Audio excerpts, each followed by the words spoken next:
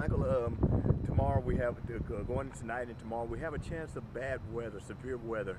How has Rusk County Emergency Management been preparing for this? Well, this morning we sent out a brief to our fire departments and our other public safety partners that to have their equipment prepared, make sure their backup generators were good, make sure everything's fueled up, ready to go. We hadn't had severe weather event in the area in a little bit, and so just good practice. Hopefully we don't get anything, but if the worst case happens, we'll be prepared and ready to go. And for situations like this, who are y'all going to be in contact monitoring the situation? Well, we'll obviously be in touch with our local partners. You know, we'll be monitoring things in Smith and Gregg County and things as it comes in from the west, but we'll also be linked up with the State Operations Center with Tatum in Austin, the Texas Division of Emergency Management. We'll be linked up with them and listening. You know, we've got good communications capabilities to and from. And with our new EOC, this may be the first opportunity for us to really use it in a true emergency scenario. And explain to me the EOC. The Emergency Operations Center that we just completed. It's a hardened building. It's built to withstand the elements. And worst case scenario, we could take shelter in there if we need to, but it's fully prepared with communications, region, state, federal, and it's fully ready to go in case of disaster. Your advice to residents who are going to be at home or out working when this comes through, what's your advice to them? To monitor the local media. You know, we have a good social presence, monitor our social presence. We'll probably live stream a radar along with keeping it really local to Rusk County and the surrounding areas, but whatever source that they trust, they just need to pay attention and be prepared to get warnings tonight.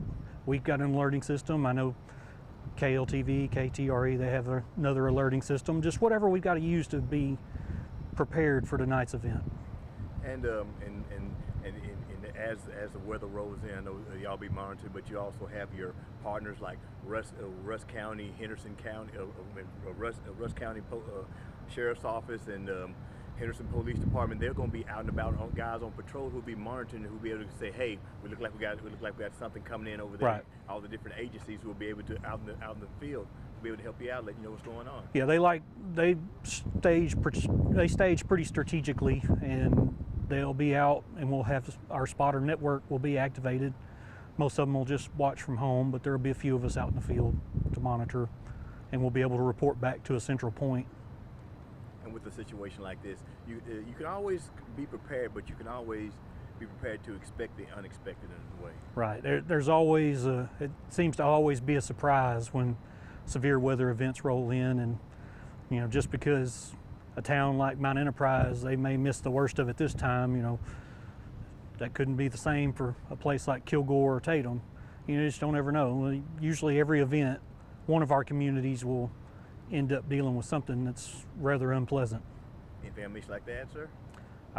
Just as long as everybody pays attention to their sources tonight and not trying to freak anybody out, but we just want everybody to be aware and be prepared, because there's good likelihood we'll have power outages tonight, and just have to be prepared for that. And if there's power outages or some severe weather like expected, tell citizens don't be out looking around gawking trying to see what's going on. Yeah, usually when this happens, we have lots of limbs and lines, and sometimes those will go down to the road, and should always respect them. Power lines should always be treated like they're hot, even if they're not.